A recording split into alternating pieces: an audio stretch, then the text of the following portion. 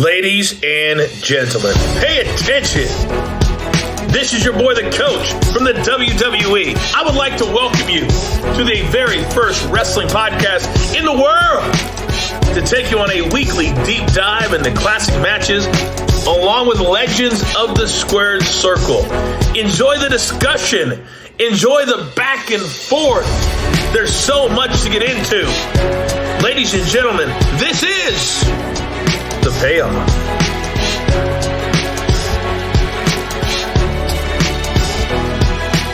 Welcome to an all-new episode of The Payoff. I'm Tom. That's Jeff. Jeff, how the hell are you doing? Man, this is 140 plus episodes. It took us this long to finally get to this episode, which from day one, I have talked about the Inferno match, and I'm here for this. It's early. I had my coffee. I am ready to discuss this one. Why are you so amped up to cover the Inferno match? Well, I'll start with, I gave myself this match this week because I gave you a match next week that we will get into. And so I wanted to kind of bless each of us with, a match that, we've talked about for a while, and it was time for us to do this one. This is one, it's so gimmicky to me. I'll be honest, I have not watched it in a very long time. And so I am excited to watch it again because I don't think it's going to be good. And so, but that's okay. I think the gimmick is crazy, like just how they do it, like how it's set up, like it makes no sense in the greater scheme of things. And I don't care. This is one of those wrestling things where it is the pure entertainment of it. Like, I'm just looking forward to that because like you and I talked a lot about like, being at WrestleMania versus what the product looks like on TV and how it's built for TV. I feel like this is a match that like is built for TV. Like it's just so weird and out there, but to me, you can hear it. I'm just excited about it.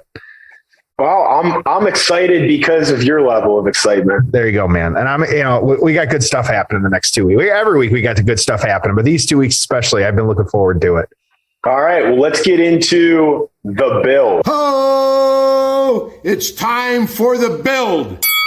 April 26, 1998. This is an Unforgiven show. The In Your House tagline is still kind of around, but not really. Obviously, that was on its way out. We're in Greensboro, North Carolina, the Greensboro Coliseum. 21,000 in attendance, a buy rate of 300,000. So, man, this is the product was hot. There was no question about that.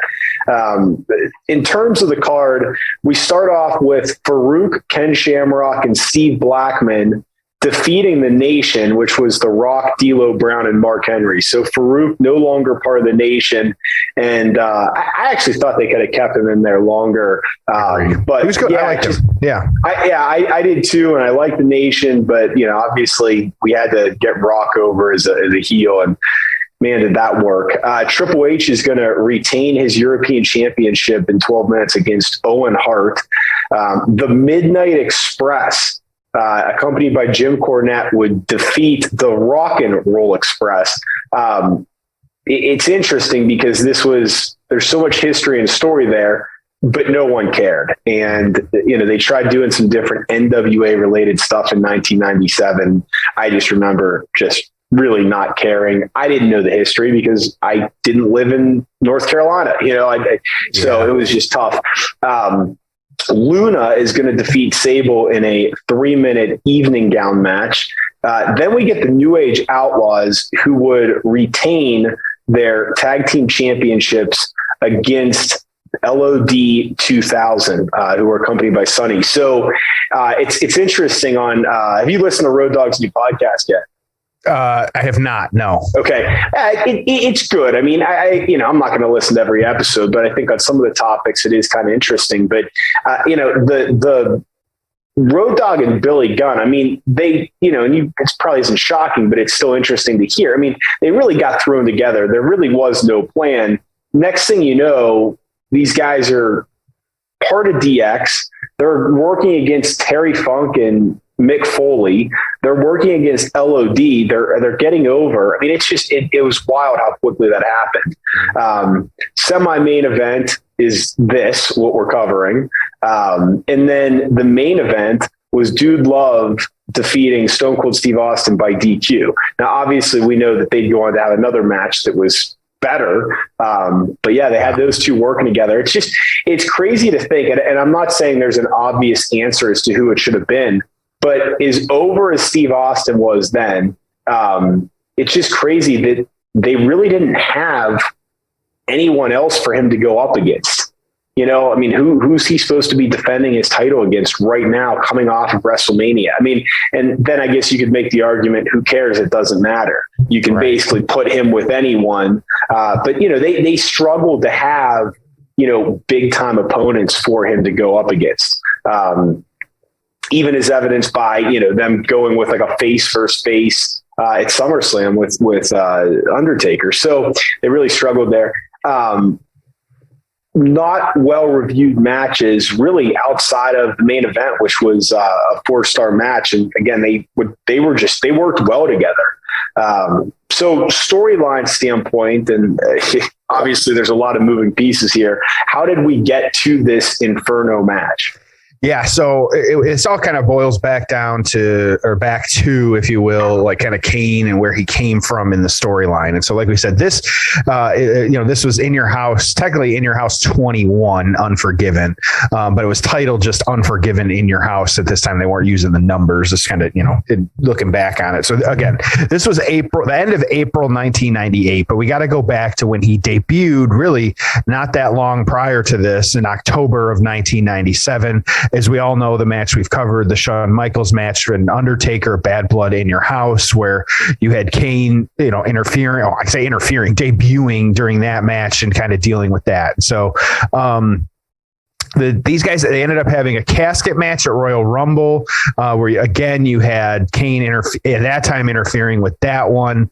And this was where you had the Undertaker in the casket, it being locked, locked, and then being set on fire, as we all know, kind of setting the Undertaker ablaze at that point, and I guess, killing him however angle you want to take it. So, a lot of this was, of course, the storyline build with Kane and kind of Paul Bearer being with him, of how, the Undertaker setting the house on fire and burning Kane. And so this is why he had this affinity toward fire, as we all know. And that's kind of, what the storyline piece of this. And so it kind of working through that. And we talked a little bit about this in different episodes of the payoff, but how, he went and got his approval, the Undertaker went to the afterlife, got the approval of his parents to fight his brother. Of course, again, just crazy storyline, but this is what we were all about in 97, 98. In doing that. And then really the match coming from the Undertaker fighting the Kane, eventually giving a bunch of tombstone pile drivers, and then saying that, okay, they were going to have this match because of all the storyline background that Kane was in the fire, and that the first person to be set on fire would lose the match. And so, you had a lot of this playing into it. So you had the match that was established, but then the next week you had Paul Bearer and Kane, and then actually at the graves of the Undertaker, and then smashing the headstones, which I remember that is just like a crazy iconic, doing that and kind of building the story, which I don't know how you would ever get away with that nowadays, but at the time that was how it was. And so, and then, of course, just really a lot of back and forth between these guys, and, choke slamming, tombstones, the fire, with the debut. I remember thinking at the time, it is supernatural as some of this was, and as crazy it was, I wanted to watch the Undertaker and Kane and what was happening, because it was such a cool storyline with the brother. And of course, at the time, 90, I didn't know, we didn't have as much internet access back then of they weren't real brothers, but I didn't care. That was, at that point, there was really good storyline for me. And Kane was legitimately I remember Undertaker, we've said it before, Undertaker scaring the crap out of me growing up. But Kane was like legitimately terrifying. Is like they made him a great kind of heel to the Undertaker, of like someone that could actually challenge him and kind of come at him. And so and like we said, then we get into the Inferno match, and it's the first person that is set on fire. And so I got a little history on Inferno matches, but we'll get into that during the match to kind of what's happening here. And so only a few of them in the history of WWE, but we'll talk about them. Yeah, I know there's a couple others, and I don't remember them offhand, but I have a feeling you're going to educate us, which I look forward to.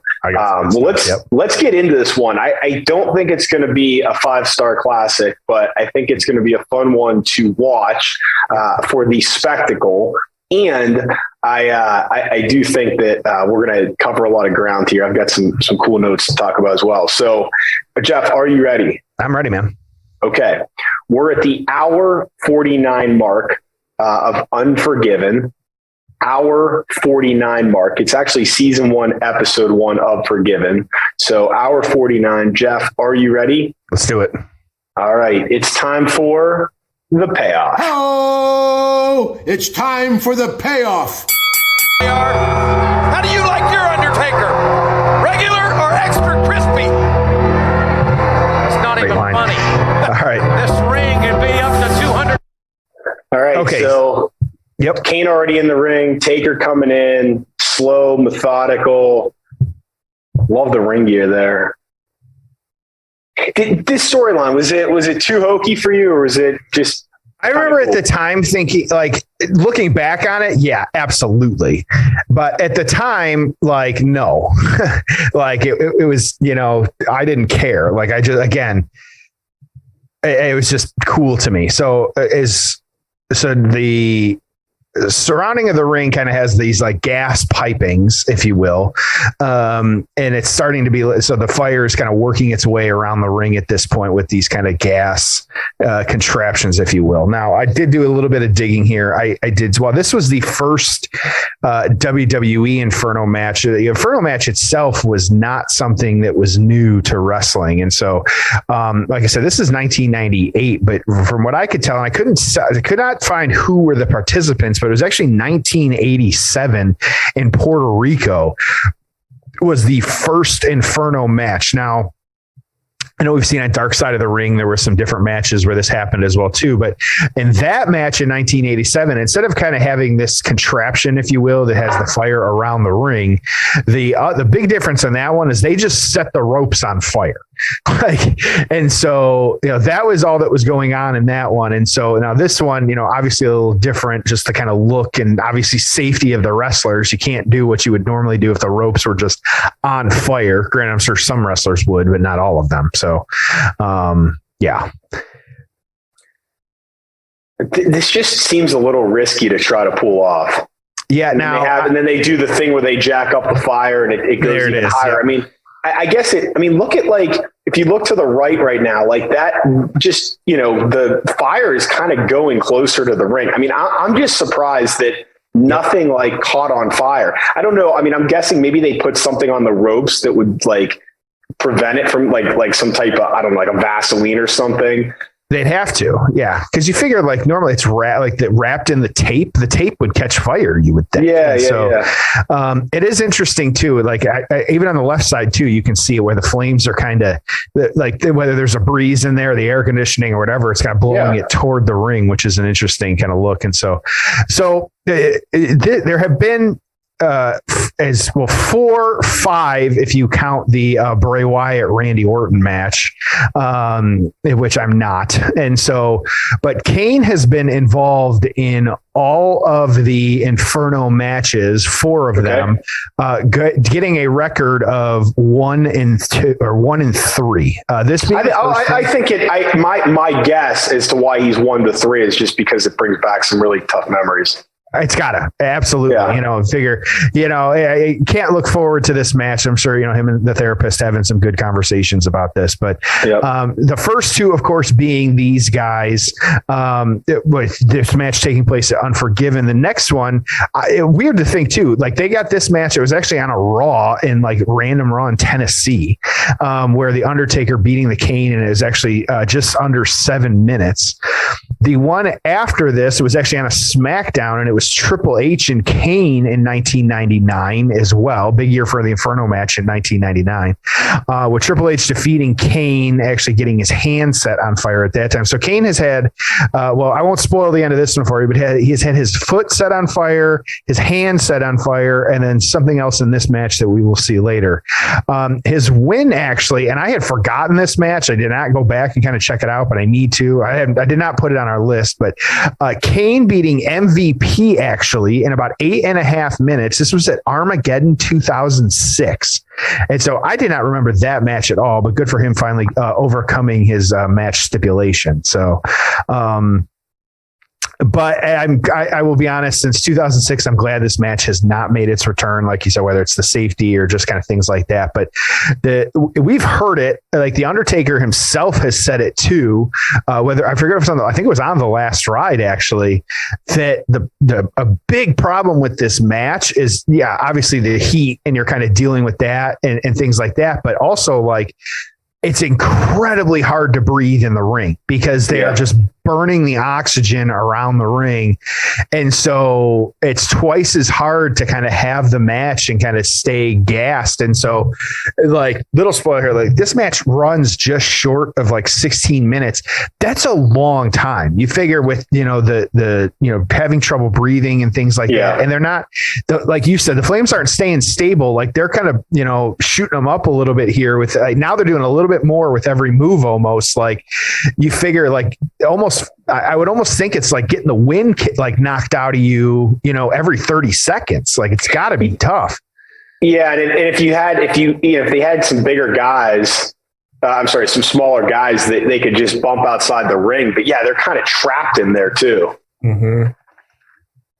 So now we got a steel chair, Paul Bearer kind of tossing the chair to Kane, kind of Undertaker taking an unprotected headshot. Like, oh, yep. It's just kind of hard to believe. I mean, Kane had a 20-year run because his final matches were in 2018. I mean, he came back for the Rumble in 21, but his final matches, which actually his final like regular match was the Saudi Arabia one with DX, which it's so disappointing. But that match just absolutely sucked. I mean, it was just.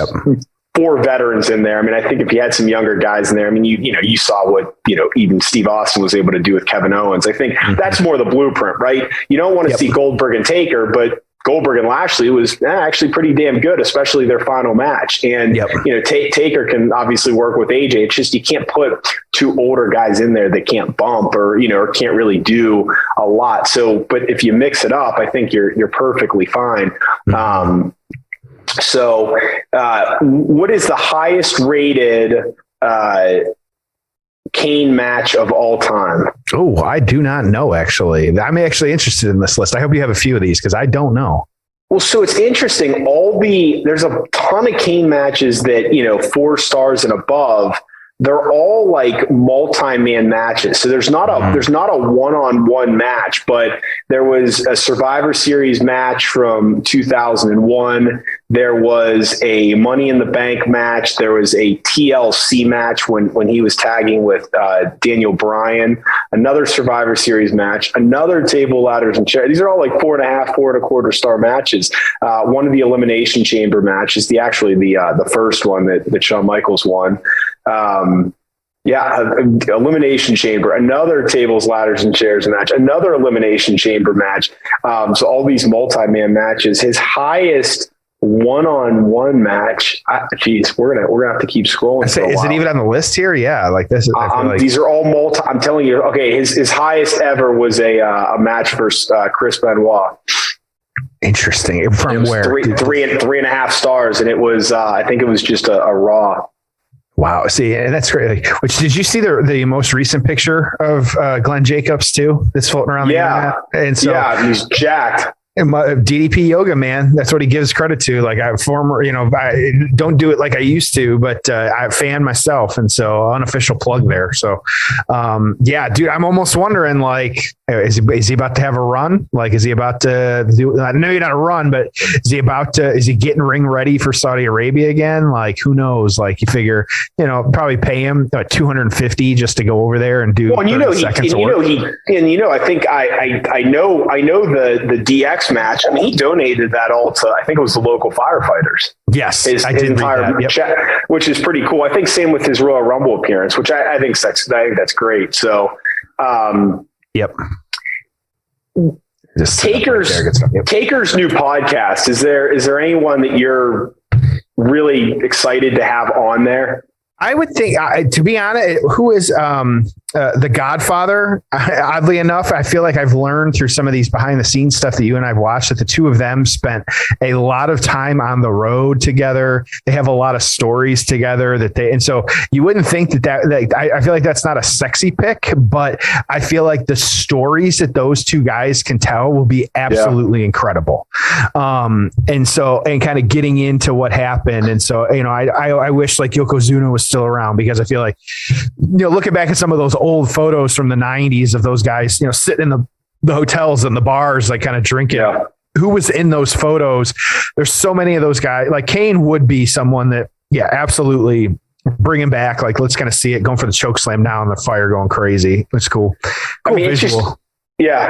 When it's just wild, but I mean, it's just wild to think about. I mean, there are so many people. I think Taker with almost anyone would be an interesting podcast, but you think, oh, well, Shawn and Flair and Austin, and hell, if they could get Vince McMahon on there, or even Shane McMahon, and Glenn Jacobs would be a good one.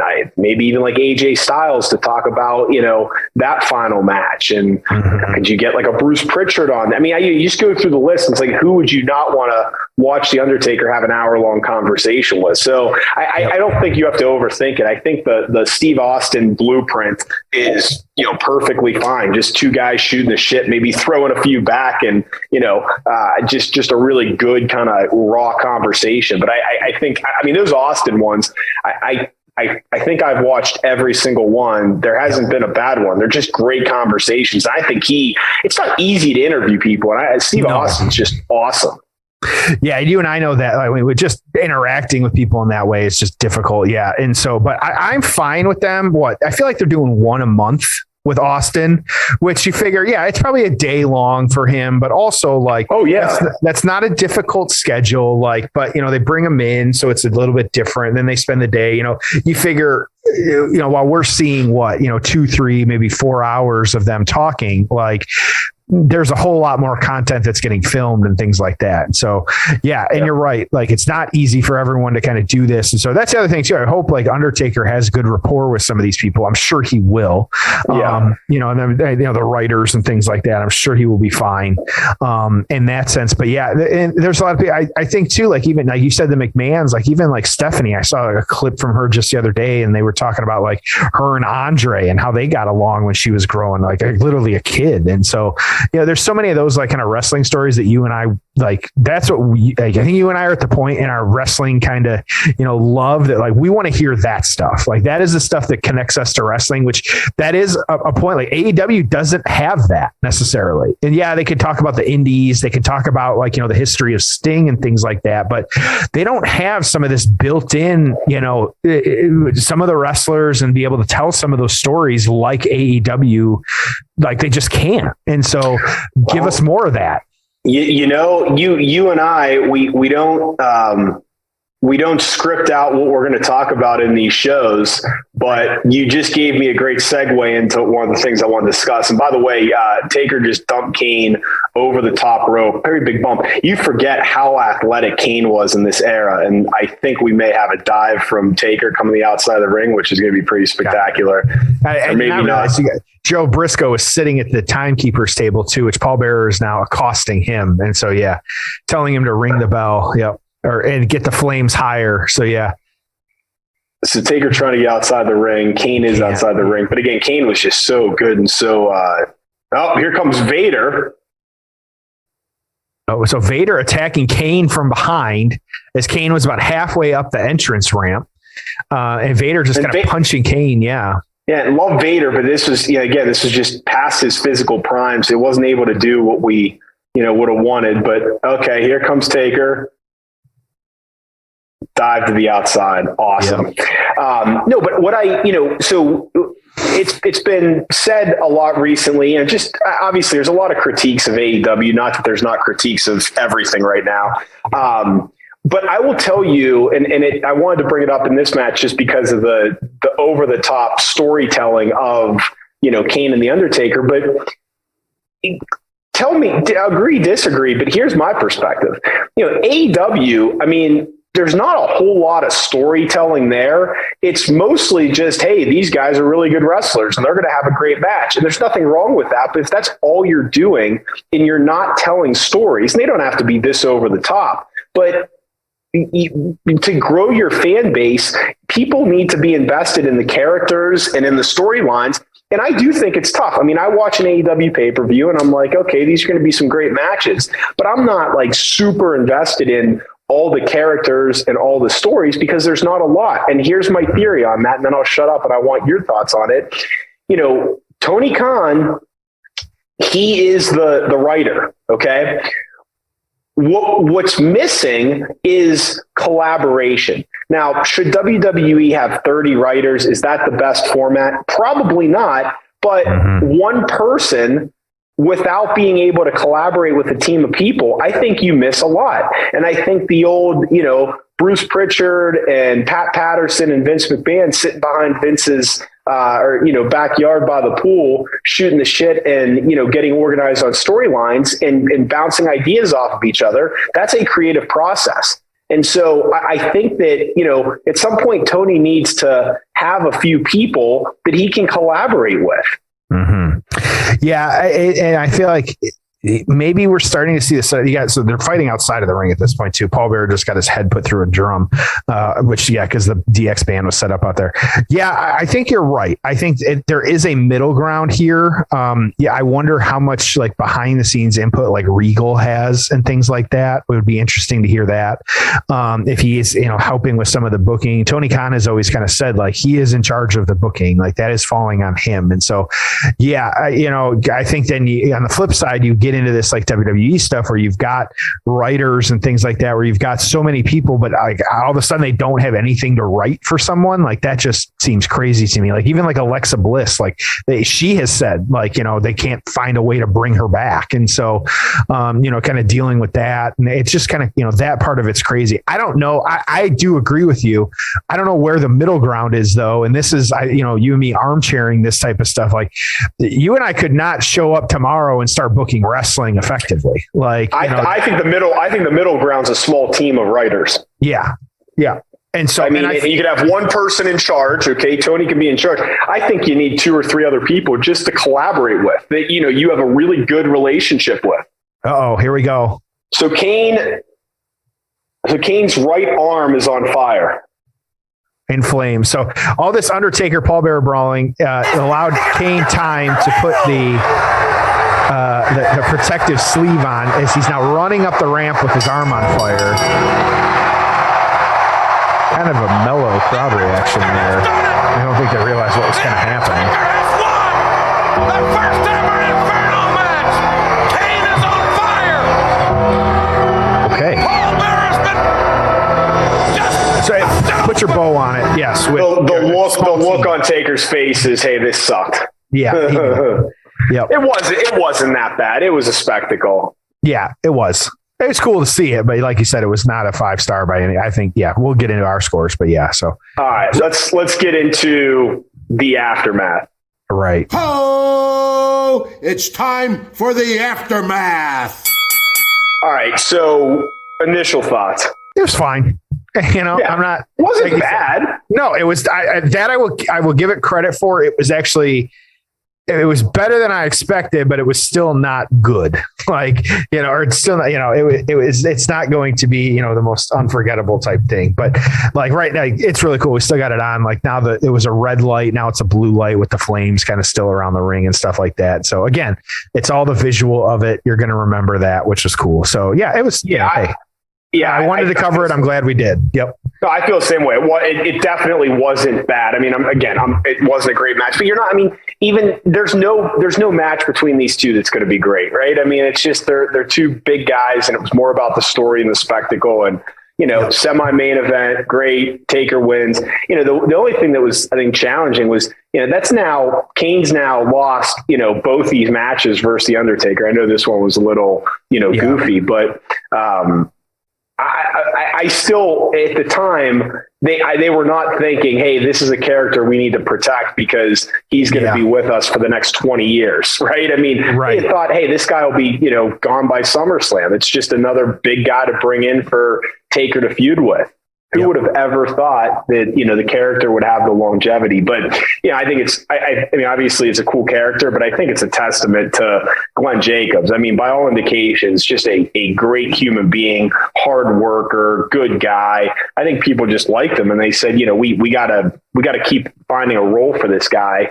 And they did. The character evolved over time. Wasn't always great, but you got to wonder that, like we were just talking, like that creative meeting, like, yep, we need you to set yourself on fire. And he was just like, yep. Okay. Like, that would be an interesting story to hear of this. Like, hey, like, how do you get him from point? Like, dude, you used to be a crazy dentist, and now we need you to set yourself on fire for this character. Like, again, it speaks to, just reinventing yourself and being willing to kind of go out there. And, the replay shot, they showed Undertaker diving over the ropes and Undertaker Kane on fire. So like it achieved what you wanted it to achieve, no matter how good or bad the match was. 'Cause now you can show those highlights forever, and that's it. You're good to go. So, yep.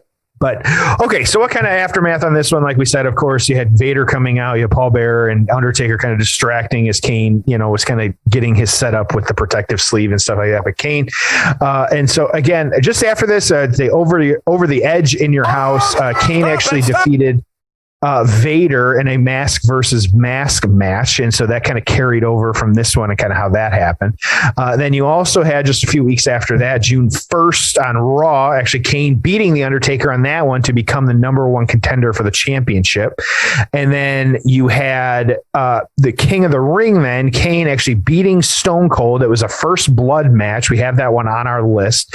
You had interference from Mankind, The Undertaker, but he actually winning the WWF Championship at that King of the Ring, but then losing it the next night back to Austin on Raw. And so, again, even if it was a night, they very quickly, this guy, Kane, big storylines with big people. Vader was still big, whether, no matter how he was looking, like he was still, big name. You had Taker, Mankind, Austin, like he was at the heart of it at this point. So, but I say unfortunately or interestingly enough, like Undertaker as well too, at that King of the Ring as well. While we forget about that was Kane's winning the championship over Austin, because that King of the Ring, unforgettable with the Hell in a Cell versus Mankind versus Undertaker match, and so we all know how that played out, kind of throwing him off the top and everything like that. And so just hard to even if Kane's moment, I say, overshadowed in so many ways because of that and how that happened. There's no way you're gonna, you're not gonna float past that. So that's just not gonna happen. And so, but then again, these guys all kind of working together. So it's fully loaded in your house. You had The Undertaker and Stone Cold beating Kane and Mankind actually to win the tag team championships. It was short. It was only 2 weeks, but you had Kane and Mankind actually winning them back. It was a 4-way tag match. On an August Raw. And so, kind of having that. So yeah, just, interesting stuff. Eventually this would get into Undertaker kind of teaming up or, being a part of McMahon, working with McMahon to get rid of Austin. And so definitely interesting stuff coming out after this one. This was, I'd say, the pinnacle of some of the McMahon stuff and how involved some of these guys were with that, but good stuff all around. So PWI on this one, Undertaker had a 5 for that year. Kane was number 21. And so these guys, again, very top of the hill if you're looking at it. it. So, it's, and this one, again, like I said, the ratings were kind of all over the board on this one. The ring was surrounded, or this is the torch, PW torch. The ring was surrounded by basically a gas stove contraption, a bar that went around all four sides of the ring at about the level of the bottom rope, with holes in that shot off natural gas, which lit on fire, created a framework of fire that looked visually striking. During the Undertaker bear fight, Kane's arm was covered with something protected before it was set on fire. Good storyline to the match. Decent action. They gave it 2 3/4 stars. Meltzer on this one, while this wasn't the first ring surrounded by fire match, it differed from the previous ones in that they put cloth on the ropes and used gasoline to start the flames, making those matches considerably more dangerous in Puerto Rico, as had been done. But this was held in an indoor building, and the special effects in those matches were primitive in comparison. Again, with the exception of one spectacular dive out of the ring by Undertaker, this wasn't much of a wrestling match, but it was an interesting spectacle to watch two guys not doing much of anything in a ring surrounded by flames. The fans reacted more to the flames going up and down than the moves of the match. Kind of ECW style, in that there was a lot of bad wrestling, but the well set up being big spots of the match gave things to make the match memorable. Also, 2 3/4 stars. So 2 3/4, 2 3/4. Tom, you want to go first? You want me to go first? What do you want to do? Yeah, I'll go first. So, I'm going to throw this thing at a 5. Nope. It wasn't terrible. It wasn't, great. I mean, it was fine. I mean, there's some story and some spectacle there. But certainly not something that, I would rank any higher than a 5. What about you? I am right at a 5. I actually had this thought, as the match was going, I was like, you know what? There was a lot that, it was almost like overshadowed by what it was wedged between, because the Kane debut was such a big deal and how they built to it. And then after this, you have the Undertaker and the Hell in a Cell match, with Mankind. And so it's almost like crazy. Like this match, it was a stepping stone match, which seems crazy because of what it was and the gimmick. And, it was cool though. And so, hard to overlook that. But yeah, again, like he said, I agree with Meltzer on it. There was not a ton of wrestling. Yeah, there was some kind of, back and forth a little bit and, occasional choke slam, but, the wrestling itself. But yeah, again, weird calling it a stepping stone match, but I feel like that's the best way I can describe it. And that's what we're going to go with. All right. Well, that's it. You got your Inferno match. I got my Inferno match, but you, buddy, get your match next week, which I know you're excited about. And so Shawn Michaels, Marty Jannetty. Yes. And so we are finally covering it for time. We've talked about it for long enough. And so we want to make sure. And for all of you at home, don't forget, of course, I got my match this week. Tom gets his match next week. For all of you every week, don't forget, go to manscaped.com, use that promo code payoff20. Anything in the store, anything you put in your cart, it's going to give you 20% off and free shipping. And so that's payoff20. Make sure to use that code at manscaped.com because, hey, this week, like I said, this week's for me, next week's for Tom, but we want you guys to feel good every week. And so payoff20 at manscaped.com. All right. We'll see you next week on an all new episode of The Payoff.